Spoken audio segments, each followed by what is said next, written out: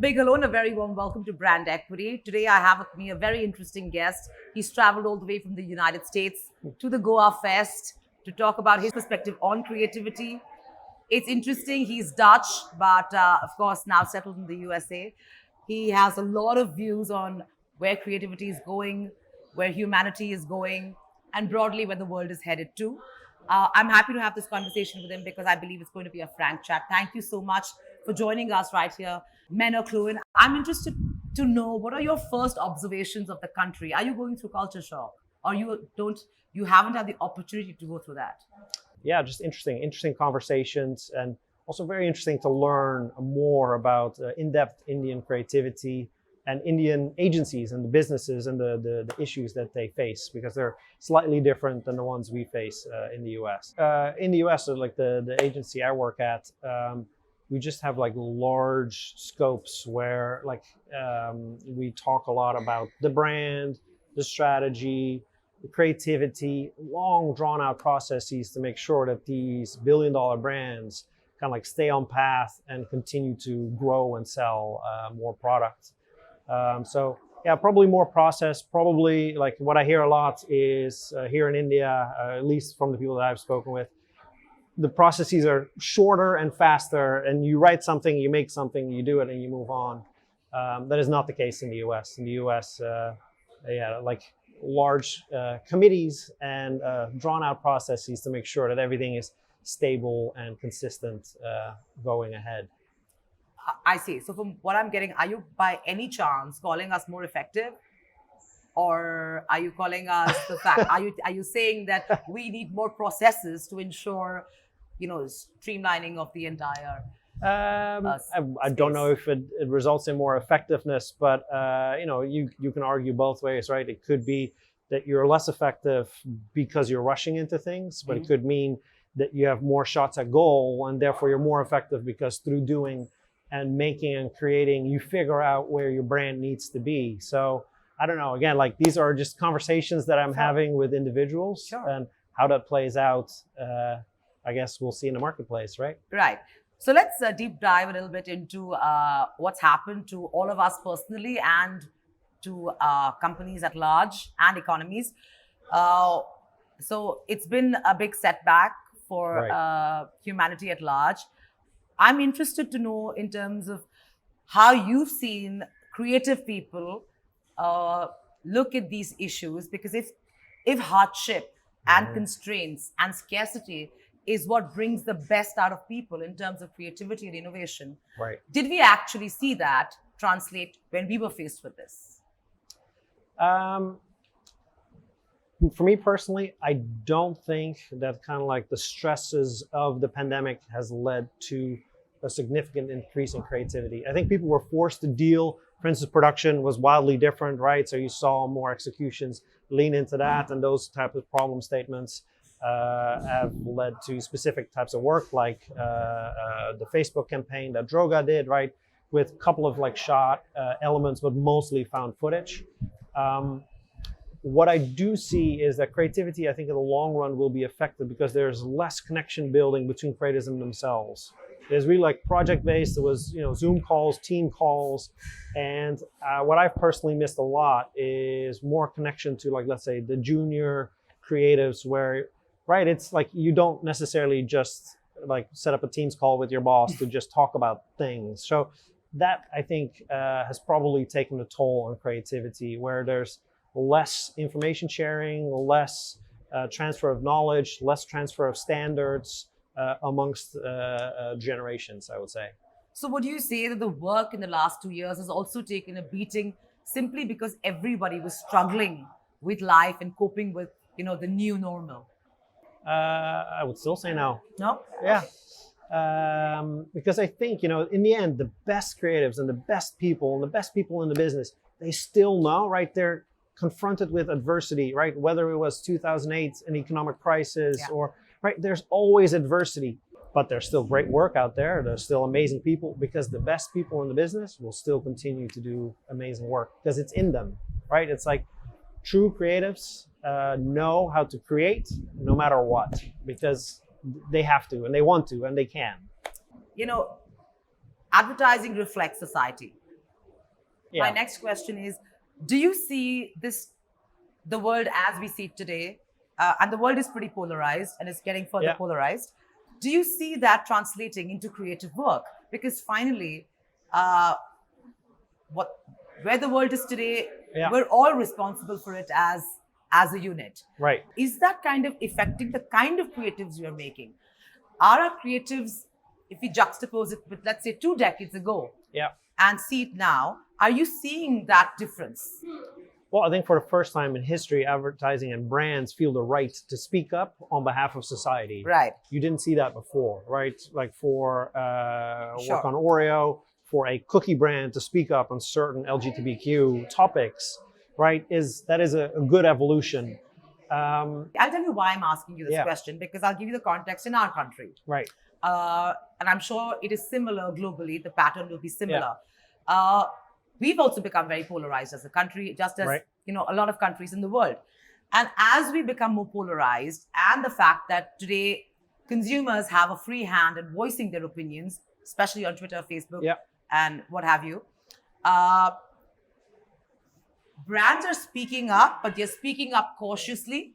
And the moment they're slammed for something which maybe they're not at fault, right? They've done something creative, it is absolutely acceptable.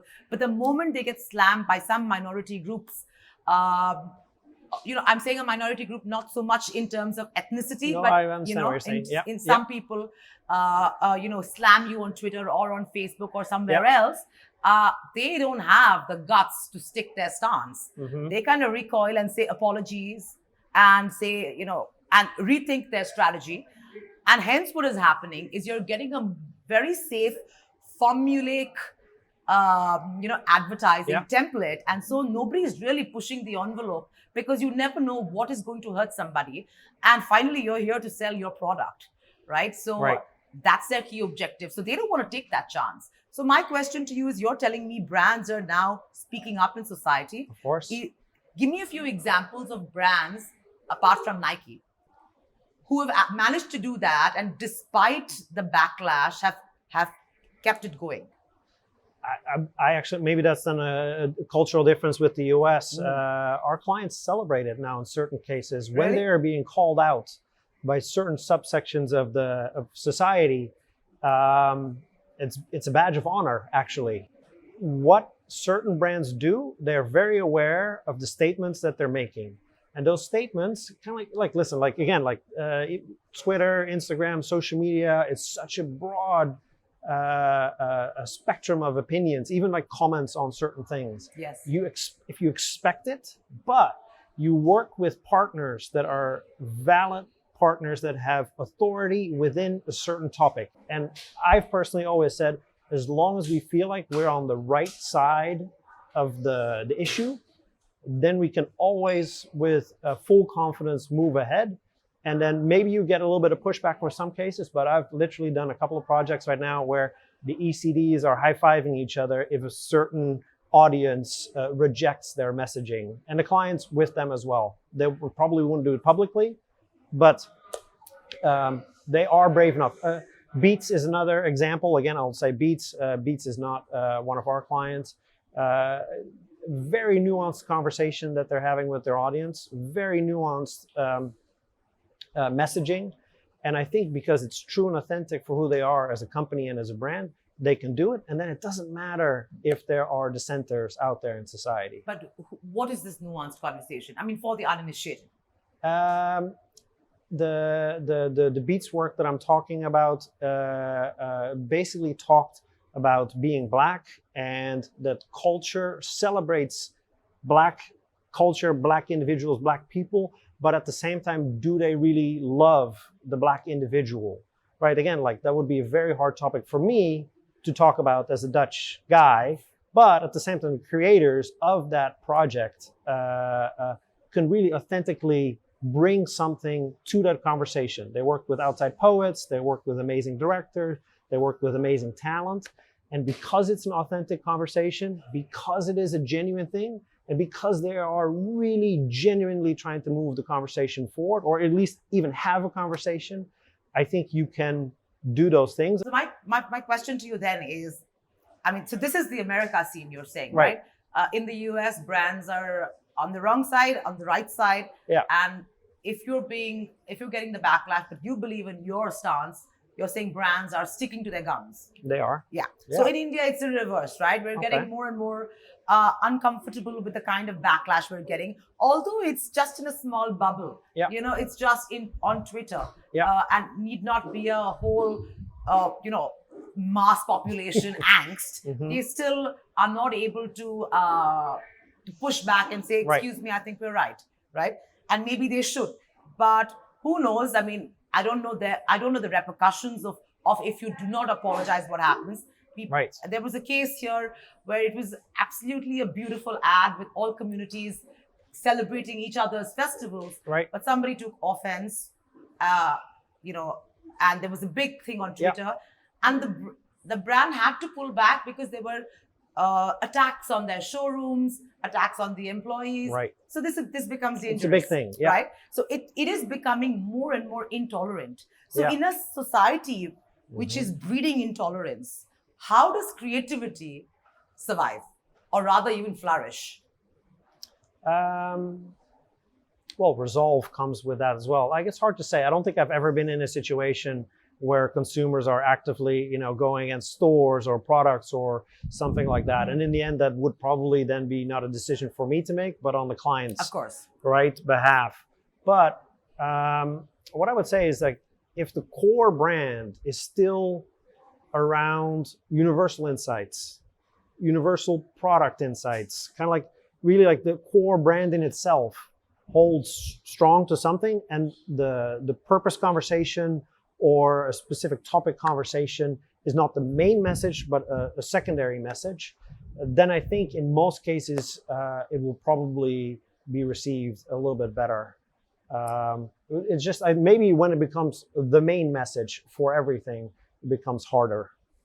Menno, just a hypothetical question. Okay. If you were a CCO during the era of the Mad Men, and you're CCO right now in 2022, what do you think would have been would be a more fun time for creativity? First of all, I love that era. I have never watched the show. I've just seen a couple of episodes of Mad Men, but I love the era. I'm a specialist in like early 60s, kind of like burn back era style. Yeah. I know the media buys. They're like, I'm a strangely obsessive person for when it comes to that time. I think if I were trying to be in advertising at that time, I probably wouldn't have gotten in. Why? Because different skill sets, different, I don't think I would have probably even gotten the opportunity to be in there. Like as an art director, like I'm more a conceptual art director. I'm not really like a crafted art director, and an art director back in the day was really more like a crafts individual. So my assumption has always been that I probably wouldn't have been in advertising. I'm having fun now as well. I don't actually think I could do the 2 martini lunch thing. I'll just be really tired. But yeah, no. But I talked about this earlier today as well. Advertising and creativity is an amazing vehicle, an amazing profession to kind of like have extraordinary life experiences. Like all of my extraordinary travel, shoots, productions, ideas, teams that have transcended the job. Like those are the things worth cherishing. And I think advertising still enables that. And I actually really try and encourage all my teams always to think like that. Like, be a little bit selfish in some weird way. Selfish is bad, but selfish in that kind of sense. It's like, if you do something that is truthful and meaningful for you, or what is your dream? Who do you want to work with? Is there like a Hollywood actor that you want to work with, or a director, or you want to do a shoot like on the North Pole? I don't know why you would want to sell a product on the North Pole, but like, if that's your dream, like write it in there, put it in the board, suggest it. That is all still possible. And that's really something I always try to work on, because confidence comes into play, belief comes into play. We did a project recently, actually, funny enough, where teams went to the North Pole to shoot something. Oh. It was actually really fun to call my CEO at the time, because it was a fast-moving project together with another agency. And I called my CEO and I said, it's like, oh, we have a team shooting in the North Pole right now. So it's like, live your ambitions, live the things that you want out of life through creativity and through the projects that we do for our clients. And I think that's still possible. Is that fun for me? Absolutely. Having a couple of drinks in the afternoon, sometimes, of course, as well. But I think right now there are more learnings and opportunities out there than there were probably, let's say in the Mad Men era. Tell me, because of the multitude of platforms we have today, right? And everybody's talking about platforms more than creativity, I think. So the distribution of your creative idea is seeming to be given more focus than the idea itself. Do you think somewhere there's a challenge in the prioritization of the entire process, because people are more interested in reach and numbers, going viral, how many likes, how many, as opposed to the idea itself, the idea being a sound idea. So there's some kind of downtrading of creativity and quality because of the kind of mad rush to reach you.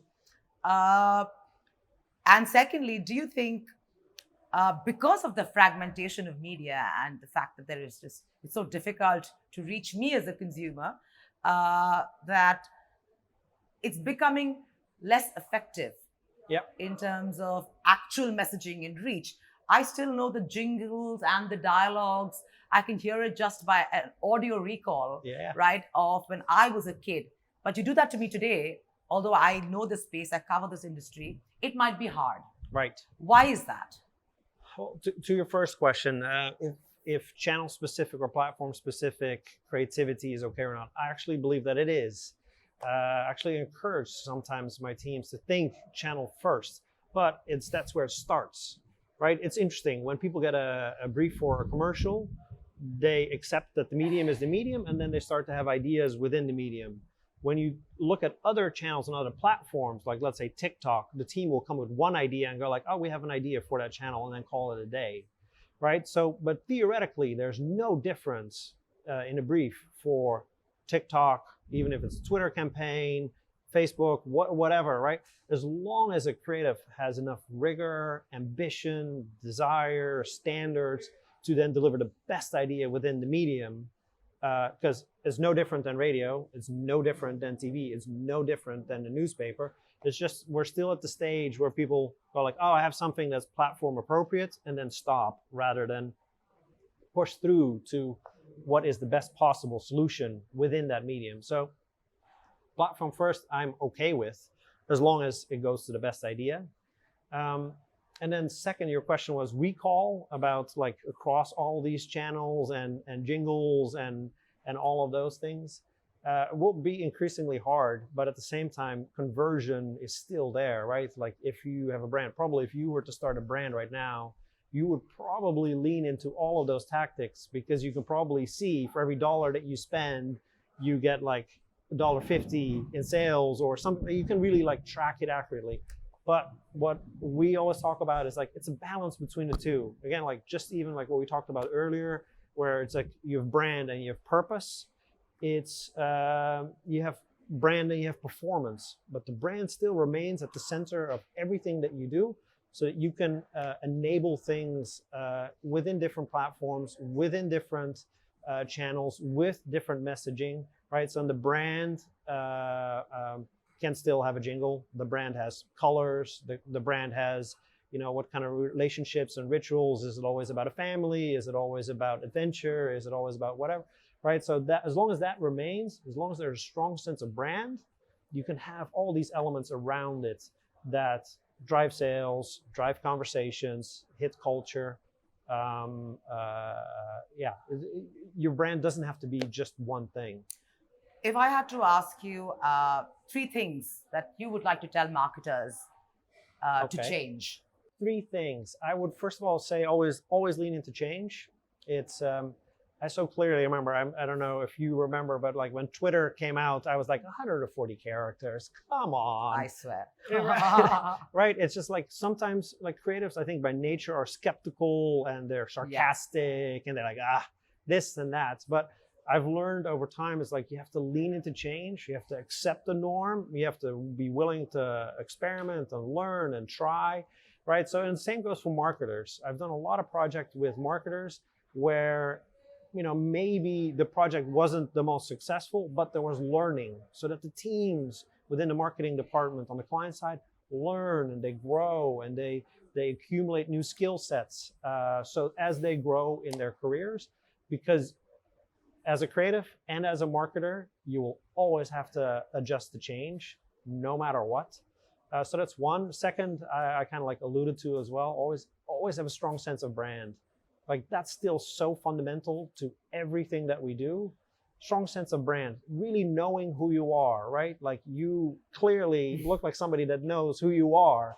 Therefore, you can be confident and you can be strong and you can be like have a strong opinion on things. And it's because you have a true sense of self. And the same goes for brand, right? If you don't have a strong sense of self as a brand, you cannot make certain statements. And then third, what I would say is, I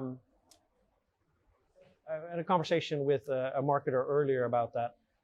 Team, personality, you talked about it a little bit with the pandemic, human interaction, just a conversation between two individuals, right? Like small nuances really still make a difference. And getting to better work, getting to better campaigns, getting to more effective campaigns, you need to know who that other person is. You need to know who that team is. Something I work on a lot as well internally at the agency is to build strong teams that believe and really are passionate about what they are doing.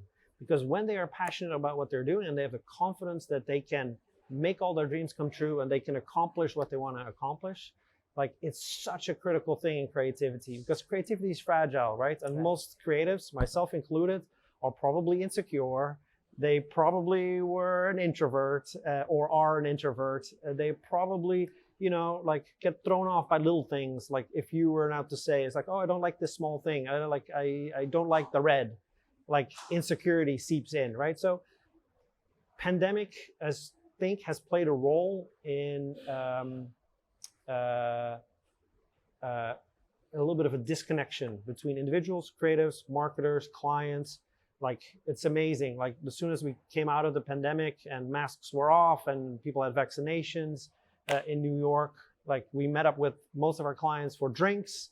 And then, you know, you find yourself just like talking for an hour and you know all of a sudden again what they want from life and what their kids are doing and what's happening within the company, all the things that don't emerge within a Zoom or team conversation. Sure. So that would be my third thing. Make sure that the connection between client and agency is the best it can be because the best work only happens that way. It's just time and time again, our best clients are also our best friends, you know? Two pieces of work that's really touched you in the last 2 years. Oh, in the last 2 years. The beach project that I mentioned, Do You Love Me? I thought was incredible. Yeah, it's like one of those projects where you go like, that's such an amazing, powerful execution.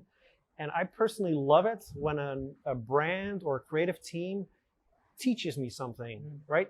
Add something to my life. So you talk about humanity. If a brand can add something to my humanity, where I am exposed to something I didn't realize before. Maybe I was aware of it, but it didn't really like sink in or connect with me as an individual. So I really admire that. A second project, it's going to be probably the biggest project this year in all the award shows.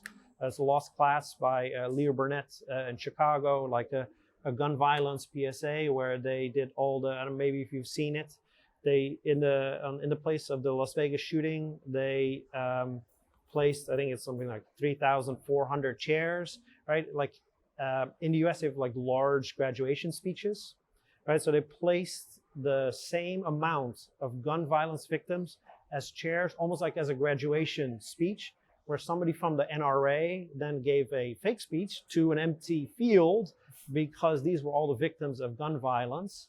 And it's such a powerful thing. It's really like a gut punch, and it stays with you. Yeah. And incredibly well executed. It's like beautiful and delicate. And they say it in the case. So I'm gonna make it sound like I came up with this statement, but they say it in the case. In the U.S., there's only conversation about gun violence when there's a tragedy, and they trigger such a response with this project. Right? It showed up on Rachel Maddow the next day. It was debated and discussed. So for the U.S. to have a conversation about gun violence without having a tragedy, I don't know, like I'm getting goosebumps right now. Yeah. And I believe this to be not even I believe. I think it's won like 10 Grand Prix already. It was the big winner at the Clios, I think like 2 weeks ago. It's going to do a clean sweep across the board. So yeah, the Lost Class from Leo Burnett. Well, on that note, Menno, lovely speaking with you. Same. Hopefully I'll meet you soon, maybe in Cannes. And, maybe the next time we meet, the world would be a better place, and advertising and creativity would have pushed the envelope a little bit more. Thank you so much for your time. Thank you so much for having me.